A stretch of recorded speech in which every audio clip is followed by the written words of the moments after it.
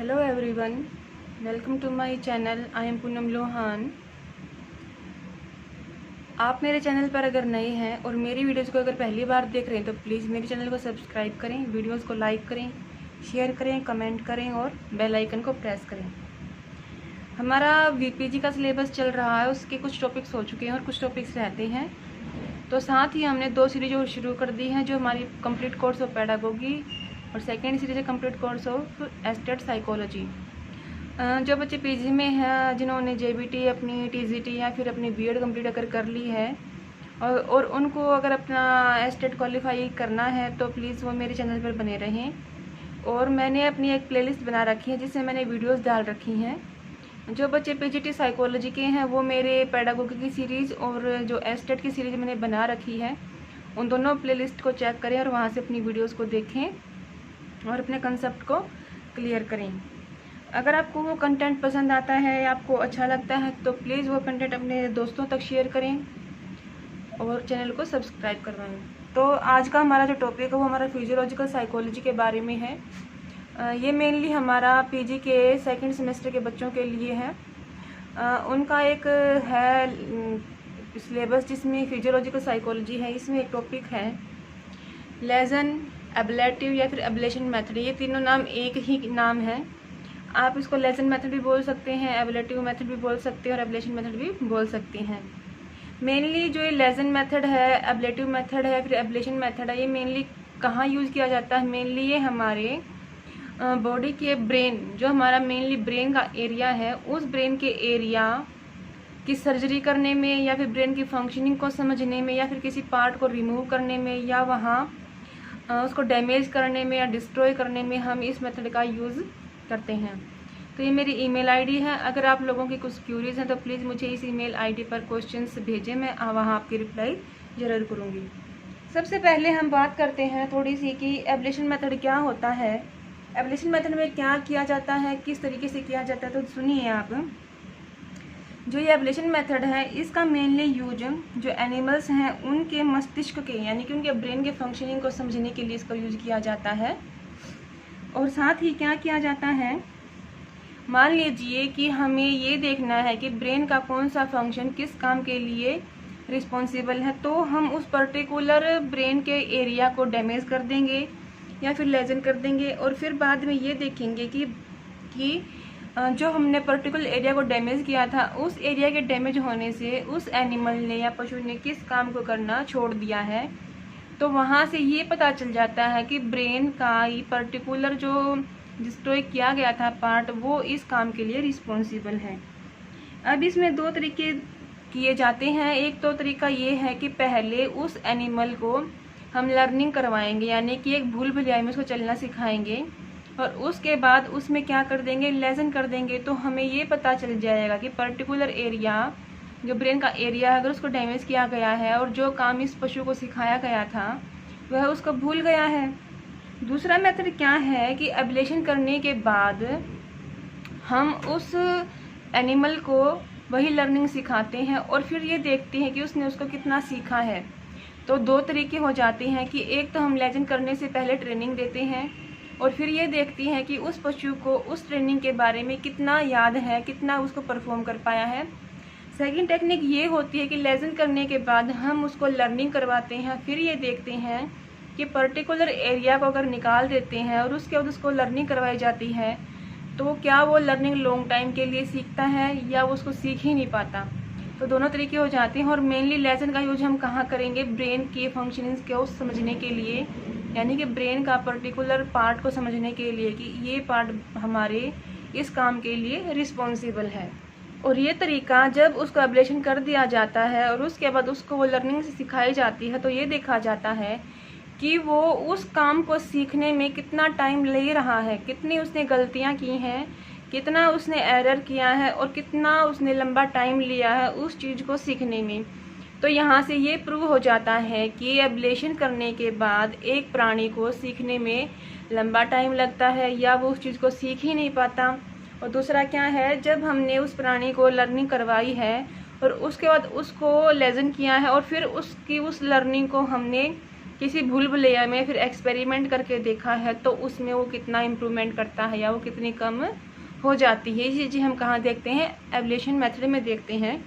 अब देखते हैं कि हमें इसकी इंट्रो कैसे लिखनी है, कैसे हमें अगर एग्ज़ाम में हमारा ये क्वेश्चन आ जाता है तो कैसे हम इसको उसके अंदर करके आएंगे।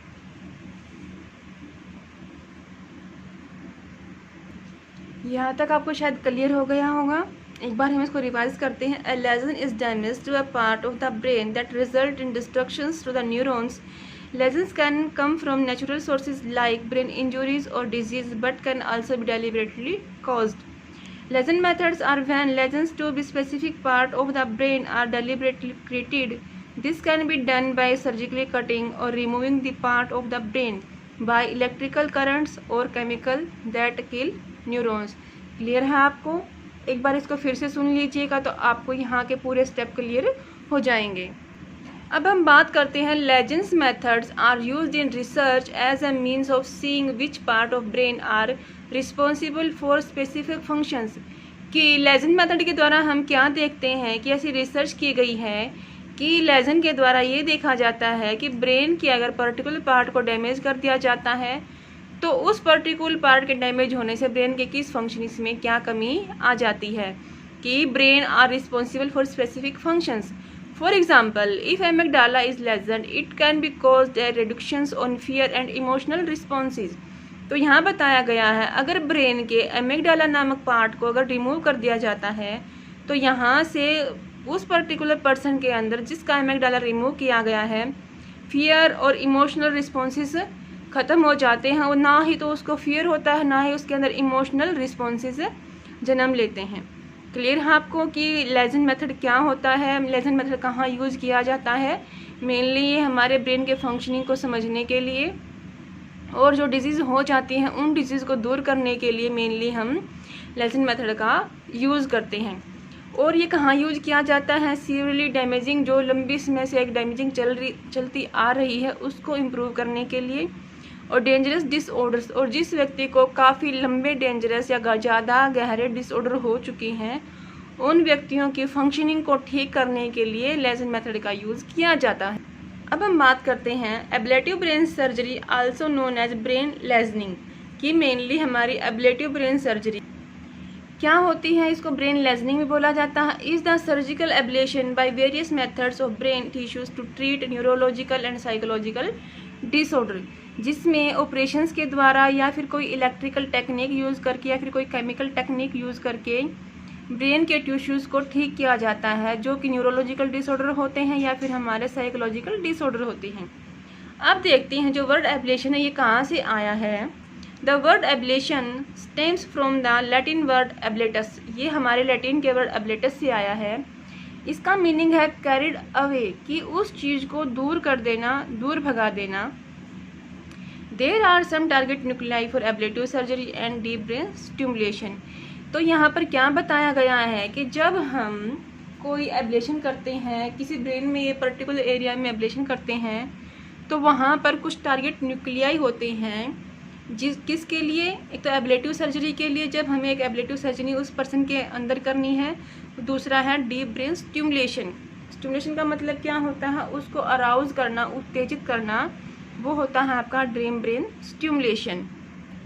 अब हम बात करते हैं रिवर्सिबल लेजनिंग कि जो लेजन है उसको अगर हम दोबारा विपरीत करते हैं, रिवर्सिबल करते हैं तो वो एक तरीके की लेजनिंग होती है। इसका मीनिंग क्या है, ये एक लो लेवल पर होता है। अब देखते हैं ये क्या है। A lesion can also be made surgically by cutting और ट्रैक्ट बाय पे structures removal of the part of the brain, कि हम क्या करते हैं लेजन में उस पर्टिकुलर पार्ट को या तो ऑपरेशन के द्वारा या फिर किसी इलेक्ट्रिकल शॉक के द्वारा उस पार्ट को ब्रेन के अंदर ही डैमेज कर देते हैं।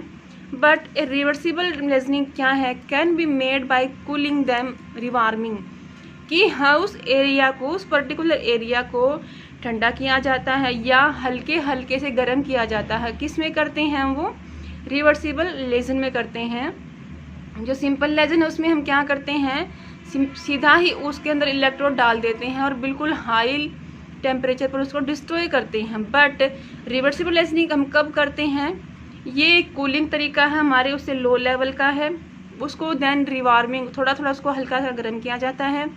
पार्ट ऑफ द ब्रेन और इंजेक्ट ड्रग्स, कि उसमें धीरे धीरे ड्रग्स डाली जाती हैं, एकदम से ड्रग्स नहीं डाली जाती।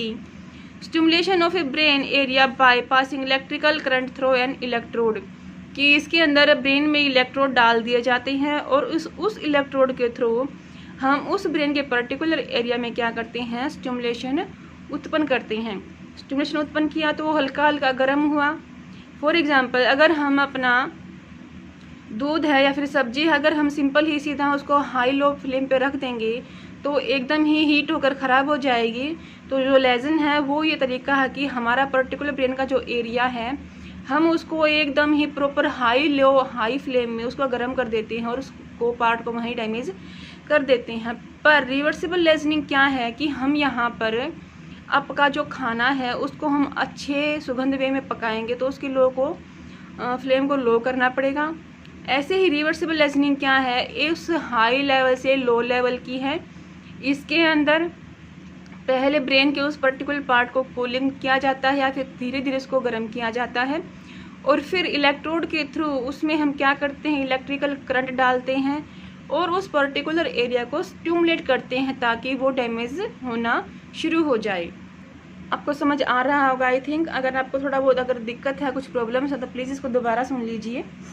A lesion is any damage or abnormal change in the tissues of an organism usually caused by disease or trauma, कि एक व्यक्ति को जब या कोई बीमारी हो जाती है या फिर एबनॉर्मलिटी आ जाती है तो उस एबनॉर्मलिटी को दूर करने के लिए, उस ट्रॉमा को दूर करने के लिए, डिजीज़ को दूर करने के लिए किया जाता है, लेजन किया जाता है। लेजनिंग इन साइकोलॉजी, कि जो लेजन है वो साइकोलॉजी में उसको कैसे पढ़ेंगे, क्या इसका मीनिंग होता है। Lesion is when small area of damage are made in your brain, कि लेजन कब किया जाता है, हम लेजन का प्रयोग कब करते हैं, जब किसी पर्टिकुलर व्यक्ति के ब्रेन के अंदर कुछ अगर डैमेज हो जाता है, कुछ उसके अंदर दुर्घटना हो जाती है, उस समय लेजन किया जाता है। This lesion target cell that control movement, जो ये ब्रेन में जो फंक्शनिंग गड़बड़ा आ जाती है ये मेनली क्या करते हैं, जो आपके न्यूक्लियाई होते हैं, जो सेल्स होते हैं, जो आपके मूवमेंट को कंट्रोल करते हैं, पर्टिकुलर उस मूवमेंट वाले न्यूरॉन्स के ऊपर क्या करते हैं, ये डैमेज कर देते हैं, डिजीज आ जाती है और उन चीज़ों को दूर करने के लिए क्या किया जाता है, लेजन किया जाता है। अब देखिए कि इसमें हम कहाँ कहाँ इसको यूज़ करेंगे। Lesions are used to treat Parkinson disease, जो पार्किंसन डिजीज़ हो जाती है उसको दूर करने के लिए लेजन मेथड यूज़ किया जाता है, और डिस्टोनिया डिजीज जो हो जाती है उसको दूर करने के लिए लेजन मेथड का यूज़ किया जाता है। इन 1950s और 1960s के हमारे 1950 और 1960 के समय में लेजनिंग का यूज़ कहाँ किया जाता था, commonly treatment for other disorders, यानी कि इस प्रकार के जो डिसऑर्डर हो जाते थे उन डिसऑर्डर को ठीक करने के लिए क्या किया जाता था, लेजनिंग मेथड का यूज़ किया जाता था। अब हम बात करते हैं लेजनिंग किन के लिए ज़रूरी है, किन के लिए एक इम्पोर्टेंट रोल प्ले करती है। Lesioning is the best for people who have severe movement disorder, जिनको ज़्यादातर मूवमेंट डिसऑर्डर होते हैं जो लंबे समय से चले आ रहे हैं। डोंट रिस्पॉन्ड टू मेडिकेशन, जो दवाइयों से ठीक नहीं हो रहे हैं, जिसने हर तरीके से दवाई लेकर देख ली, जो उसको प्रॉपर ठीक नहीं कर पा रहे हैं। Can not tolerate the side effects from medication, जो मेडिकेशन के साइड इफ़ेक्ट को टॉलरेट नहीं कर पाते उनके लिए लेजनिंग ज़रूरी हो जाती है। डोंट वांट और are not good candidates for deep brain stimulation, और जो कैंडिडेट या जिन पेशेंट को डीप ब्रेन स्टिमुलेशन नहीं करवाना होता या उनको पसंद नहीं करते या फिर वो उनके लिए अच्छा नहीं होता, उन व्यक्तियों के लिए भी क्या है, लेजन का ज़रूरी हो जाता है। एब्लेटिव ब्रेन सर्जरी का पहली बार प्रयोग किसने किया था, फ्रांस में किया गया था। जो फिजियोलॉजिस्ट थे पेरे फ्लोरेंस ने इसका यूज़ किया था। क्लियर है आपको कि इसका मीनिंग क्या है, वो भी मैंने आपको बताया है, लैटिन के वर्ड से आया है। और इसको यूज़ किसने किया था, सबसे पहले फ्रांस में पेरे फ्लोरेंस ने इसको यूज़ किया था। अब देखते हैं कि प्रोड्यूसिंग ब्रेन लेजनिंग की जो लेजन होता है, जो एब्लेटिव ब्रेन सर्जरी है, उसका प्रोसेस कैसे होता है, कैसे उसके अंदर इंजेक्ट किया जाता है। Brain lesion of sub cortical regions are usually produce by passing electrical current, कि उस पर्टिकुलर एरिया में जो सब कॉर्टिकल एरिया है हमारे ब्रेन का, उसमें क्या करते हैं, इलेक्ट्रिक करंट को क्या करते हैं, पास कर देते हैं, यानी कि उस एरिया में हम इस करंट को छोड़ देते हैं। Through a stainless steel wire, इसके लिए हम एक स्टेनलेस स्टील वायर का यूज़ करते हैं। जैसे आप अपने घरों में भी स्टेनलेस स्टील के बर्तन को यूज़ करते हैं जिस पर जंग नहीं लगता, जो ख़राब नहीं होता, तो ऐसे करंट को पास करने के लिए, इलेक्ट्रिकल करंट को पास करने के लिए किस चीज़ का यूज़ किया जाता है? स्टेनलेस स्टील वायर का यूज़ किया जाता है। That is located with an insulating varnish except from the very tip, कि वो बहुत जिस पर्टिकुलर एरिया को हमें वो इलेक्ट्रिकल करंट पास करना होता है वो वहीं पर लोकेटेड कर दिया जाता है। The heat of the current kills the cell in the tissue, जो हीट वहाँ पहुँचाई जाती है, जो इलेक्ट्रोड लगाया जाता है, जो स्टेनलेस स्टील की वायर होती है, उस वायर में इतनी हीट होती है कि वो उस पर्टिकुलर सेल के टिश्यूज़ को वहीं पर क्या कर देता है? ख़त्म कर देता है, यानी कि उस पर्टिकुलर पार्ट को वहीं की वहीं वो ख़त्म कर देता है। All near cells including the axon of the passing neuron are destroy. यहाँ क्या बताया गया है कि मान लीजिए आपके ब्रेन के इस पर्टिकुलर एरिया को डैमेज करना है, यहाँ पर इंजेक्ट कर दिया गया है वो सुई के द्वारा इलेक्ट्रिकल हीट, और उसने क्या किया, जो इसके आसपास के अदर न्यूरॉन्स हैं, अदर जो एरियाज़ हैं, सेल्स हैं, यहाँ पर उन सेल्स को भी डिस्ट्रॉय कर दिया जाता है। क्लियर है आपको कि इसका प्रोसेस कैसे होता है? ब्रेन में हम लेजन क्या करते हैं? मेनली इसका प्रोसेस ऐसे चलता है कि सब कॉर्टिकल रीजन्स में क्या करते हैं, हम इलेक्ट्रिकल करंट पास करते हैं, और उसके लिए स्टेनलेस स्टील वायर का यूज़ किया जाता है, जो उसकी एक वेरी मतलब जो पिन होती है, ऐसे नोक की तरह पिन होती है, वहाँ पर उस एरिया में हम उसको इंजेक्ट कर देते हैं। फिर क्या किया जाता है, उस वायर में से एक करंट को पास किया जाता है, और वो हीट क्या करती है, उस पर्टिकुलर टिश्यूज़ के सेल्स को ये डैमेज कर देती है, और साथ ही क्या करती है, उस एरिया के आसपास जितने भी अदर न्यूरॉन्स होते हैं, सेल्स होते हैं, उनको भी ये डैमेज कर देता है। क्लियर है आपको यहाँ तक? एक एग्जांपल यहाँ मैं आपको समझाती हूँ कि जब एक एनिमल के सर्टेन पार्ट को रिमूव किया गया तो पाया कि वह अपना हाथ हिला नहीं पा रहा है, यानी कि वो मूवमेंट नहीं कर पा रहा है। हमने पीछे भी पढ़ा था कि जब लेजन किया जाता है तो वो लेजन मेनली कब किया जाता है, जब पर्टिकुलर मूवमेंट करने वाले हिस्सों को वो डिजीज़ कंट्रोल कर लेती है। तो क्या हुआ कि वो अपना हाथ नहीं हिला पा रहा था, और पाया कि सर्टेन पार्ट जो हटाया गया है वह पार्ट हाथ को कंट्रोल करता है। मीन्स यहाँ क्या बताया गया है कि जब एक एनिमल के ब्रेन के पर्टिकुलर एरिया को डैमेज कर दिया गया, उसको लेसन कर दिया गया, घाव की तरह उसको बाहर निकाल दिया गया, और फिर ये देखा कि वो जो पार्ट था, उस पार्ट का क्या काम था कि वो उसके हाथ के मूवमेंट को कंट्रोल करता था। तो क्लियर है आपको कि लेजन क्यों किया जाता है? हमारा मेनली ब्रेन में किया जाता है, और ब्रेन में जितने पार्ट हैं, जितने उसके एरियाज हैं, वो हमारे बॉडी के फंक्शंस के लिए इम्पोर्टेंट हैं, हमारी मूवमेंट को ये कंट्रोल करते हैं। तो यहाँ से आपको पता चला कि उस हाथ को ना हिला पाना भी क्या है, ब्रेन के ऊपर ही कंट्रोल है। ब्रेन हर एरिया पर कंट्रोल रखता है हमारे बॉडी पार्ट्स की। इस तरह के मेथड को एक्सपेरिमेंटल एब्लेशन कहा जाता है। समझ आई आपको कि क्या किया जाता है कि जब ब्रेन के पर्टिकुलर एरिया को डैमेज कर दिया जाता है, उसको निकाल दिया जाता है, तो उस एक चीज़ को क्या बोलते हैं? एक्सपेरिमेंटल एब्लेशन उसको कहा जाता है। और सबसे पहले इसको किसने यूज किया था? फ्लोरेंस ने यूज किया था। तो इसने क्या बताया था? एक्सपेरिमेंटल एब्लेशन के द्वारा फ्लोरेंस ने यह दावा किया कि जो हार्ट रेट है उसको कौन कंट्रोल करता है? ब्रीदिंग।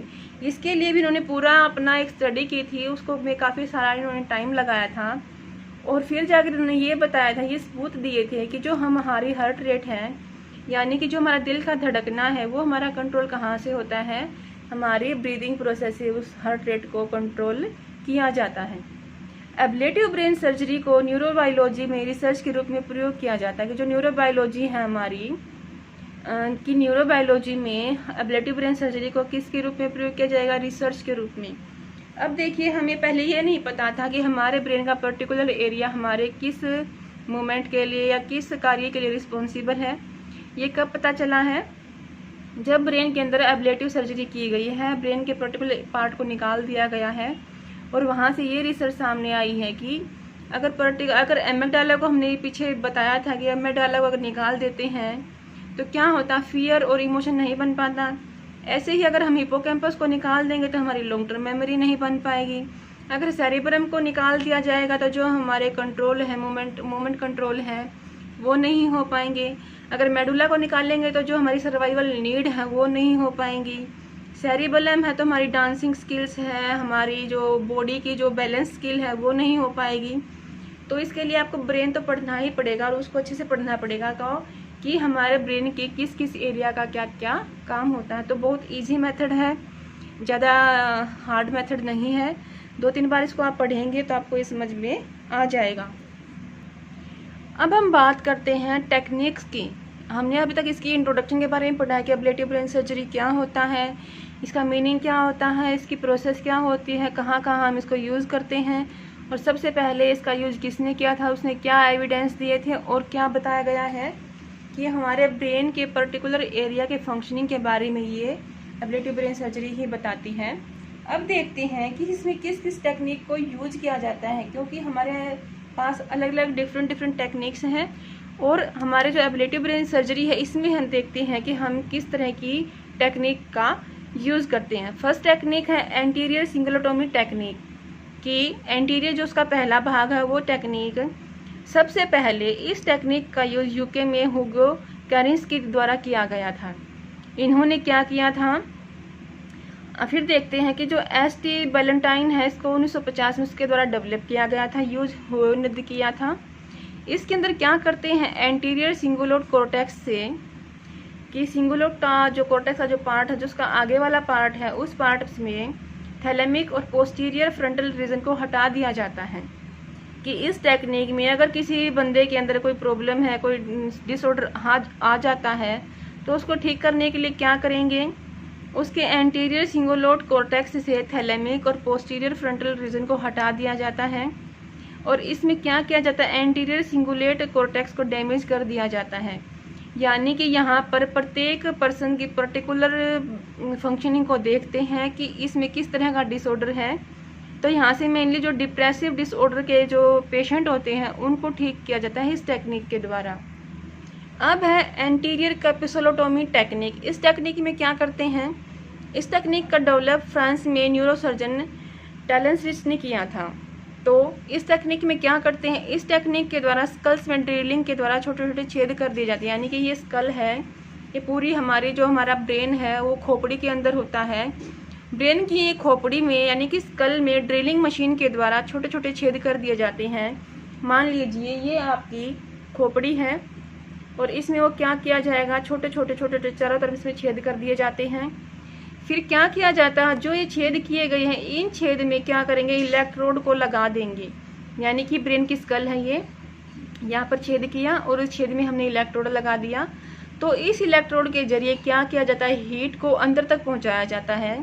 इनमें इलेक्ट्रोड लगा दिए जाते हैं और इनके द्वारा ताप अंदर तक पहुँच जाता है, जिससे सेलुलर स्ट्रक्चर को ख़त्म कर दिया जाता है। मेनली क्या होता है, स्कल्स में क्या करते हैं, ड्रिलिंग मशीन के द्वारा छोटे छोटे छेद कर दिए जाते हैं और फिर इन छेद में इलेक्ट्रोड लगा दिए जाते हैं और इस इलेक्ट्रोड के जरिए क्या किया जाता है, जो हीट है जो ताप है उसको अंदर पहुंचाया जाता है और अंदर पहुंचकर वो क्या करता है, सेलुलर स्ट्रक्चर को ख़त्म कर देता है। मेन एरिया की इसमें जो हमारा एंटीरियर कैपिसुलोटोमी टेक्निक है इसमें किस एरिया पर फोकस किया जाएगा, ऑर्बिटोफ्रंटल कॉर्टेक्स और थैलेमिक न्यूक्लियाई, इन दो एरियाज़ को यहाँ पर डील किया जाता है। और ये किन के लिए अच्छा माना गया है, जो हमारे डिप्रेस्ड पेशेंट होते हैं, जो बहुत ही चिंताजनक वाले होते हैं, अवसाद में होते हैं, डिप्रेशन पेशेंट्स के लिए इसको यूज़ किया जाता है। और इसके अंदर कौन सी हमारे दो पार्ट पर फोकस किया जाएगा, ऑर्बिटोफ्रंटल फ्रंटल कॉर्टेक्स और आपका थैलेमिक न्यूक्लियाई, इनके लिए यूज किया जाता है। अब थर्ड टेक्निक है सब कोऑर्डिनेट टेक्नोमी की ट्रैक्टोनोमी। इसमें क्या किया जाता है, इसको डेवलप किया था नाइट ने इंग्लैंड में नाइट ने इसको डेवलप किया था। इसमें क्या करते हैं, इसमें जो एमिगडाला की संरचनाएं होती हैं, यानी कि एमिगडाला नाम का जो पार्ट हमारे ब्रेन का, उसकी जो स्ट्रक्चर है उसके अंदर सब कॉर्टिकल फ्रंटल लोब को मिनिमाइज करता है। यानी कि जो हमारा एमिगडाला है, एमिगडाला किसके लिए रिस्पॉन्सिबल है, फियर के लिए और उसके लिए अपनी इमोशंस के लिए रिस्पॉन्सिबल है। तो यहाँ पर एमिगडाला के पास जो संरचना है, जो स्ट्रक्चर है सब कॉर्टिकल फ्रंटल लोब का, उसको छोटा कर दिया जाता है। यानी कि वो जब बढ़ जाता है तो उसके अंदर डिजीज आ जाते हैं। इसके द्वारा फ्रंटल लोब के लिम्बिक सिस्टम और सुप्रा ऑर्बिटल के बीच कनेक्शन करता है।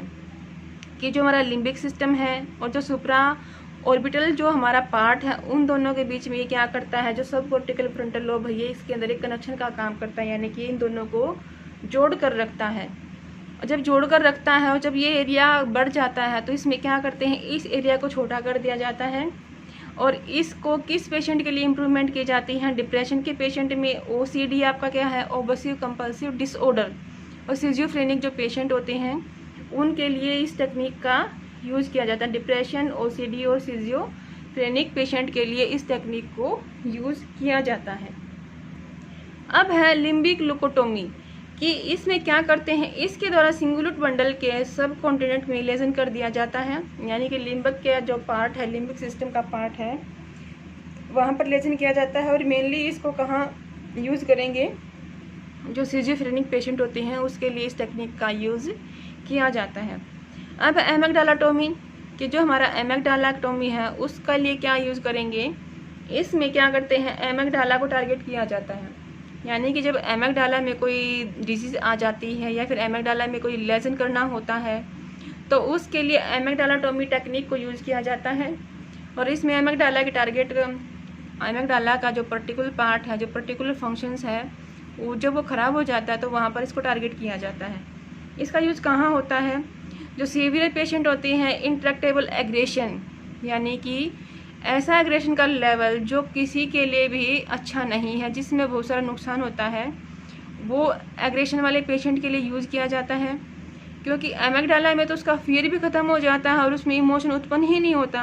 अगर इमोशन उत्पन्न ही नहीं होंगे तो समाज के भलाई का काम कैसे सोचेगा, ना ही वो अपने परिवार की भलाई का काम सोचेगा।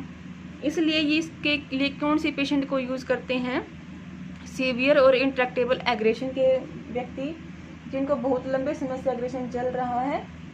और सेकंड है न्यूरोसाइकेट्रिक डिसऑर्डर, ये न्यूरोसाइकेट्रिक्स डिसऑर्डर जिसमें उनको इलेक्ट्रिकल शॉक दिए जाते हैं, उन पेशेंट के लिए ये टेक्निक बहुत ही इम्पोर्टेंट रोल प्ले करती है। अब है डीप ब्रेन स्टिमुलेशन, कि हमारा DBS, डीप ब्रेन स्टिमुलेशन को किस के लिए यूज़ किया जाता है, जो क्रोनिक डिप्रेशन वाले व्यक्ति होते हैं उनके लिए, एक्सपेरिमेंटल न्यूरो सर्जिकल वाले पेशेंट के लिए इस टेक्निक को यूज़ किया जाता है।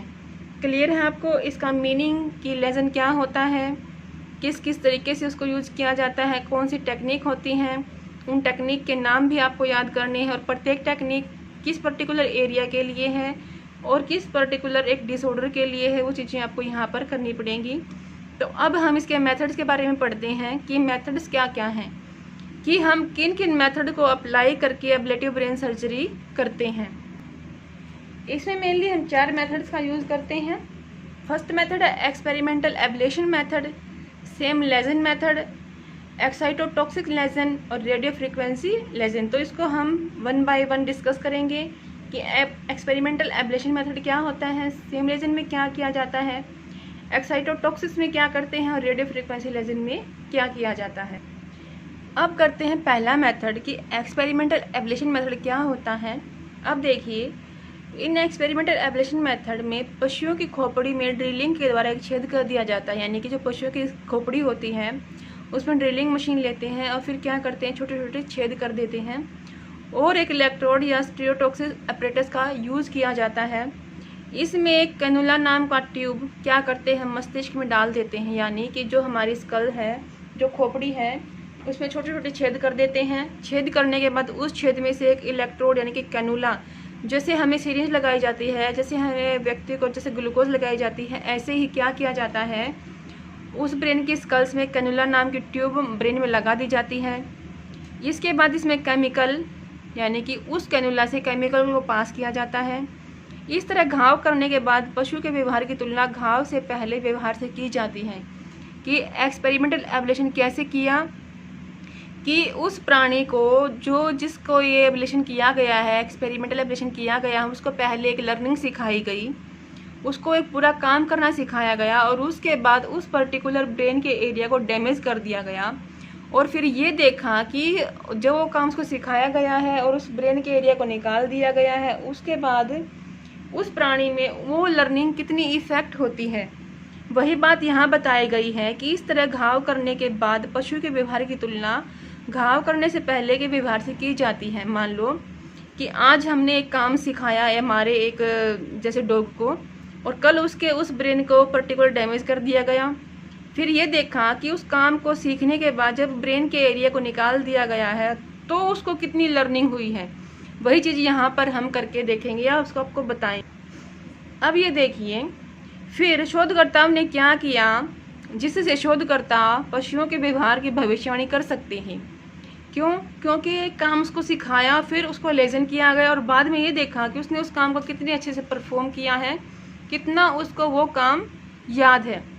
एक लेज़र तकनीक जिसको MRI कहा जाता है, जो हमारी ह्यूमंस की भी होती है। MRI पूरी बड़ी मशीन होती है जिसमें उस पूरी बॉडी को फिट कर दिया जाता है और फिर एक्सरे निकल कर ब्रेन के अलग अलग पार्ट के फंक्शनिंग को समझाते हैं। इसके द्वारा उन्होंने क्या किया, इसको मेज़र किया। फॉर एग्जाम्पल, स्थान व घाव के आकार और बगल के ऊतकों की क्षति को बड़ी सफाई से दिखाता है। मीन्स एक्सपेरिमेंटल एब्लेशन क्या है आपको बताया गया है। मान लो अगर इस ब्रेन के एमिगडाला नामक पार्ट को अगर डैमेज करना है और यहाँ पर कैनुला को लगाया गया है, कैनुला लगाने के बाद जो इसके आसपास का एरिया है, जो ये एरिया है, इस एरिया को भी क्या करेगा, ये डैमेज कर देगा। तो MRI मशीन ने क्या किया, जो ये पर्टिकुलर एरिया है इसके डैमेज को तो दिखाया है, साथ में इसने क्या दिखाया कि इस टेक्निक के द्वारा उसके आसपास का जितना एरिया है वो एरिया भी डैमेज हो गया है। अब ट्रेक्सा बच्चों का ऐसा अस्पताल था जिसमें ब्रेन लेजन का प्रभावी और उत्तम इलाज करने के लिए MRI गाइडेड मेथड का यूज किया गया है। जहाँ पर इस मेडिकल का नाम दिया गया है कि ये मेडिकल था, यहाँ पर सबसे पहले जो ब्रेन लेजन किया था और उसके लिए MRI को यूज़ किया था वो हम यहाँ पर किया गया था। MRI का प्रयोग यानी कि MRI का यूज़ कहाँ किया गया है, उसके अगर उसको हार्ट ट्यूमर है, हार्ट उसको कैंसर है, उसमें उसको यूज़ किया गया था। लीवर ट्यूमर्स में इसको यूज़ किया गया था। एब्लेशन ब्रेन और पोस्टेट के लिए किया जाता है। इसमें क्या करते हैं, जैसे ताप यानी कि उसको हम गर्मी भी दे सकते हैं, उस पर्टिकुलर एरिया को गर्मी भी दे सकते हैं, उसको ठंडा भी कर सकते हैं। ताप देंगे तो उसका क्या है, वो लेजन मेथड है। अगर उसको ठंडा करेंगे तो उसका रिवर्सिबल लेजन है। हमने पीछे पढ़ा था कि रिवर्सिबल रीजन भी होता है जो हमारा लो लेवल का होता है। इसमें क्या किया जाता है कि ब्रेन के पर्टिकुलर एरिया को पहले ठंडा किया जाता है और फिर धीरे धीरे उसको गर्म किया जाता है ताकि उस पार्ट को अच्छे से रिमूव किया जा सके। तो इन्होंने क्या बताया है कि यहाँ पर एबलेटिव ब्रेन सर्जरी के अलग अलग तरीके हैं और हर व्यक्ति के डिजीज़ को देखकर ही उस मेथड को अप्लाई किया जाता है। सेकेंड मेथड है सैम लेजन मेथड। इसमें क्या करते हैं, इसमें प्लेसबो लेजन दिया जाता है। प्लेसबो इफेक्ट भी आपको पता है कि उस व्यक्ति को जो उसको बीमारी है अगर डॉक्टर के पास लेकर जाया जाता है और जो डॉक्टर है उसकी मानसिक बीमारी को पहचान लेता है और उसको वैसे ही कोई उस मेडिकल की जगह अगर वो उसको एक कोई विटामिन की टैबलेट दे देता है तो वो ठीक हो जाता है। तो सैम लेजन क्या है, एक प्लेसबो लेजन किया जाता है। इसमें किसी प्रकार की केमिकल इलेक्ट्रिकल प्रोसेस नहीं की जाती। मेन कि क्या चीज़ है, प्लेसबो इफेक्ट है। जैसे कई बार बच्चों को हो जाता है या फिर जो हमारी ओल्ड एज के है हमारे उनको हो जाता है, जैसे उनको कोई बीमारी नहीं होती बट एक जो उसको मानसिक बीमारी हो जाती है कि हाँ मुझे ये दिक्कत है, लेकिन जब डॉक्टर के पास लेकर जाया जाता है तो डॉक्टर क्या करता है, उसको डॉक्टर को पता है कि इसको कोई बीमारी नहीं है तो वो क्या करता है उसके जगह उसको मल्टीविटामिन के कैप्सूल दे देता है। तो फिर उस व्यक्ति को ये लगता है कि हाँ मेरी बीमारी ठीक हो गई, उसको बोलते हैं प्लेसबो लेजन या प्लेसबो इफेक्ट। तो ऐसे ही इसमें पशुओं को प्लेसबो इफेक्ट दिया जाता है कि मीन्स ना ही तो उसमें कोई केमिकल पास किया जाता है और ना ही कोई इलेक्ट्रिकल प्रोसेस की जाती है। इसमें क्या किया जाता है कि जो लेजनिंग जगह है, जिस एरिया को डैमेज करना है उसमें इंस्ट्रूमेंट में घाव वाली जगह को नियमित रूप से रखा जाता है कि जिस पर्टिकुलर, जैसे हमने क्या किया था ब्रेन में स्कल के द्वारा, ब्रेन के स्कल में हमने उसमें सुराख कर दिए थे, छेद किए थे और फिर उस छेद में हमने एक कैनुला पास की थी। तो ऐसे ही इसमें क्या करते हैं, जो पर्टिकुलर एरिया है, जिस एरिया को लेजन करना है उस पर्टिकुलर एरिया के ऊपर हम क्या करेंगे, उस इंस्ट्रूमेंट को धीरे धीरे डेली रखते जाएंगे। तो उस प्राणी को ये लगेगा कि मेरी बीमारी ठीक हो गई है। और क्या किया हमने, ना ही तो कोई केमिकल उसको दिया, ना ही कोई इलेक्ट्रिकल प्रोसेस उसके अंदर की, और इसका कोई भी खतरनाक प्रभाव उत्पन्न नहीं होता, यह लो लेवल का होता है। क्लियर है आपको कि प्लेसबो लेजन क्या होता है, इसके अंदर हम क्या क्या चीज़ें यूज़ करते हैं, क्लियर है। अब देखते हैं तीसरा मेथड कौन सा है।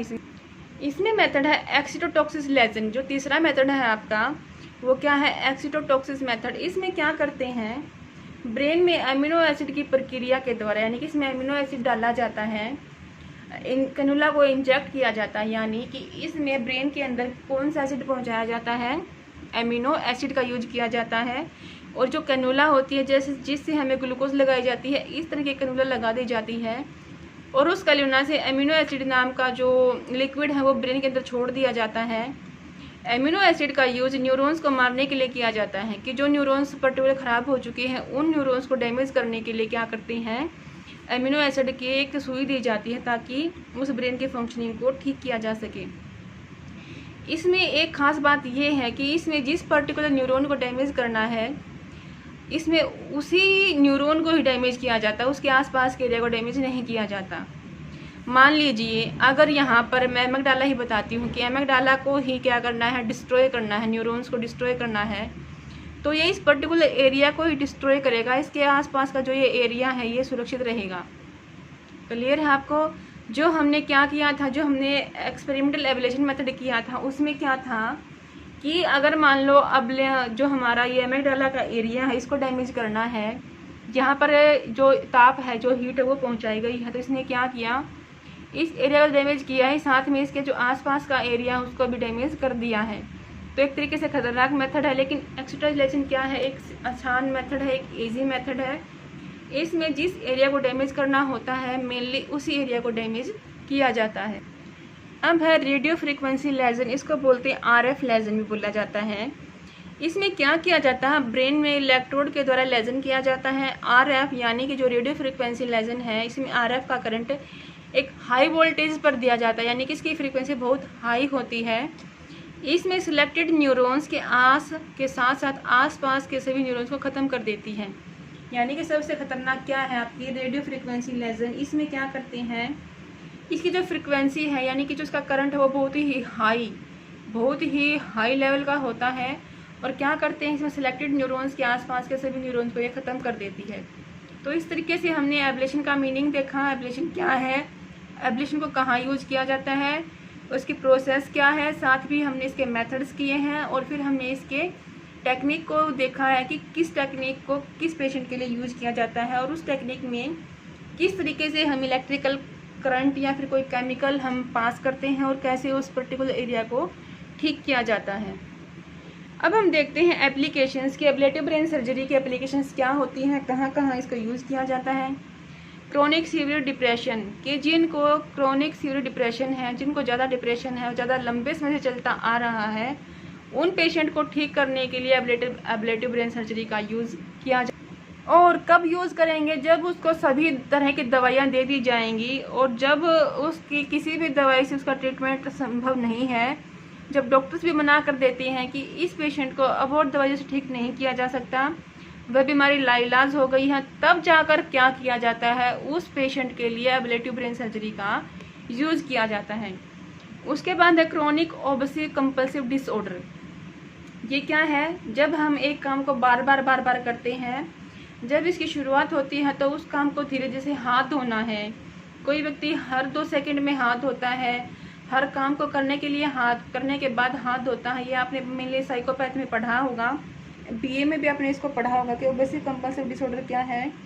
जब एक व्यक्ति किसी काम को करने के लिए बाध्य हो जाता है और बार बार उसी काम को करता रहता है, क्रोनिक, जब उसका काफ़ी लंबा टाइम हो जाता है तो उसको बोलते हैं क्रोनिक ऑब्सेसिव डिसऑर्डर, इसको बोलते हैं ओसीडी, एक शॉर्ट फॉर्म में भी बोला जाता है। इसमें क्या किया जाता है, जब इसमें भी वही बात है कि जब हर तरह की दवाइयों को हर तरह के डॉक्टर से इलाज कराने के बाद अगर उस व्यक्ति का वह ऑर्डर ठीक नहीं होता है तो फिर क्या किया जाता है, ऐसी बीमारी को ठीक करने के लिए भी एब्लेटिव ब्रेन सर्जरी को यूज़ किया जाएगा।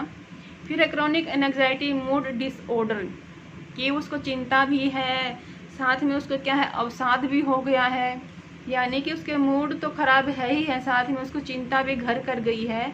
तो ऐसे पेशेंट्स के लिए भी क्या यूज़ किया जाएगा, बिल्कुल जब उसके पास कोई इलाज नहीं बचेगा, जब हर तरीका उस पर अप्लाई कर दिया जाता है तो क्या यूज़ किया जाता है इसके अंदर, एब्लेटिव ब्रेन सर्जरी। फोर्थ है सिजोफ्रेनिक, ये तो आपको पता ही है, जो रियलिटी में नहीं होते, जो अपनी ही एक दुनिया में होते हैं, वो होते हैं सिजोफ्रेनिक पेशेंट। तो ऐसे व्यक्तियों को जैसे डिल्यूजन हो जाता है, हेलुसिनेशन होने लग जाता है। हेलुसिनेशन भी आपका कई तरह का होता है, जैसे auditory hallucination, visual hallucination, catatonic stupor, ये सब चीज़ें हो जाती हैं। तो ऐसे पेशेंट को ठीक करने के लिए भी एब्लेटिव ब्रेन सर्जरी का यूज़ किया जाता है। फिर है सीवियर पैथोलॉजिकल और अनकंट्रोल्ड एग्रेसिव बिहेवियर या अग्रेशन बिहेवियर, कि ऐसा व्यक्ति जो एग्रेसिव है और उसके एग्रेशन को यानी कि उसकी आक्रामकता को और कंट्रोल नहीं किया जा सकता, जिसमें बहुत सारे पैथोलॉजिकल गुण आ गए हैं, जिसमें एक भी सिंपल गुण नहीं है। ऐसे पेशेंट के लिए भी किस चीज़ को यूज़ करेंगे, एब्लेटिव ब्रेन सर्जरी को ही यूज़ किया जाएगा। अब हमने सब कुछ पढ़ लिया कि कैसे क्या करते हैं। अब ये देखते हैं कि हमारे पेशेंट ठीक हो जाते हैं, बट ये तो नहीं है ना कि सभी पेशेंट ही ठीक होंगे, कई अगर ठीक हो जाते हैं तो उसके साइड इफ़ेक्ट भी होते हैं। तो अब देखते हैं कि इसके साइड इफ़ेक्ट क्या क्या हैं, कि ये अगर टेक्निक का यूज़ करते हैं तो पेशेंट को पर्टिकुलर डिसऑर्डर ठीक हो जाता है, लेकिन उसके साथ क्या साइड इफ़ेक्ट इसके अंदर आ जाता है वो हम अब देखते हैं। कि व्यक्ति को ब्रेन स्ट्रोक हो जाता है, जो उसका ब्लड फ्लो है वो क्या होता है, ब्रेन में जाकर रुक जाता है, ब्रेन में जाकर रुक जाता है। और फिर क्या है, म्यूट, कई बार जो व्यक्ति वो म्यूट हो जाता है, यानी कि वो बोलने में रुकावट उसके अंदर उत्पन्न हो जाती है। साथ ही क्या है, हार्ट डिजीज हो जाती है, डिप्रेशन ऑन गोइंग, जो डिप्रेशन को हमने ठीक करने के लिए सर्जरी को यूज़ किया है, कई बार क्या होता है सर्जरी ठीक नहीं होती, बल्कि जो डिप्रेशन है वो लगातार चलता रहता है। Inhibit in cognitive and intelligency, कि जो व्यक्ति है उसको मान लो उसको डिप्रेशन है, एंग्जाइटी है या उसको ओसीडी है, वो तो ठीक हो जाते हैं, लेकिन साथ में क्या होता है कि उनके कॉग्निटिव फंक्शंस और उनके इंटेलिजेंसी फंक्शंस भी क्या हो जाते हैं, इनहिबिट हो जाते हैं। वो कोई कॉग्निशन का काम नहीं कर पाते, किसी तरीके से सोच नहीं पाते, थिंक नहीं कर पाते, प्रॉब्लम को सोल्व नहीं कर पाते। साथ ही इंटेलिजेंसी, क्योंकि बुद्धि, काम करने की क्षमता, वो भी क्या हो जाती है, इनहिबिट हो जाती है, यानी कि रुक जाती है। मूवमेंट डिसऑर्डर, जैसे मूवमेंट डिसऑर्डर क्या है, हमारी हाथ की मूवमेंट है, चलने फिरने की मूवमेंट है, हमारा उठना बैठना है, दौड़ना है, डांसिंग है, ये सभी क्या है आपकी मूवमेंट डिसऑर्डर हैं। और पर्टिकुलर डिजीज ठीक होने के बाद क्या होता है, साइड इफेक्ट में मूवमेंट डिसऑर्डर उस व्यक्ति के अंदर उत्पन्न हो जाते हैं। सर्जरी इन्फेक्शन, कई बार क्या होता है कि सर्जरी तो कर दी जाती है, लेकिन साथ में ही उसको वो इन्फेक्टेड हो जाती है, उससे व्यक्ति ठीक ना होने की बजाय लगातार बीमार ही रहता है। तो अब हमने क्या किया, आज हमारा टॉपिक था एब्लेटिव ब्रेन सर्जरी, जो हमारा कंप्लीट हो चुका है। ये आपके पीजी के सेकंड सेमेस्टर के लिए बहुत इंपॉर्टेंट टॉपिक है, ये आपकी फिजियोलॉजी की फर्स्ट यूनिट है। तो कल अगली वीडियो में हम हमारे मेथड्स के बारे में पढ़ेंगे कि हमारे ब्रेन की स्टडी करने के लिए हमारे पास कौन कौन से मेथड हैं और किस मेथड के द्वारा हमें क्या तरीका अपनाना है। तो तब तक के लिए आप इस वीडियो को देखें, अपने नोट्स प्रॉपर बनाएं और पेपर की अच्छे से तैयारी करें।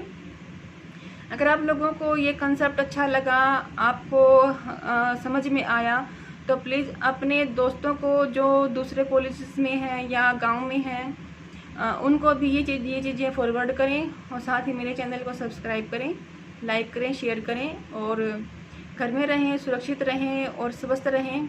तो मिलते हैं नई वीडियो में नई टॉपिक के साथ, तब तक के लिए धन्यवाद।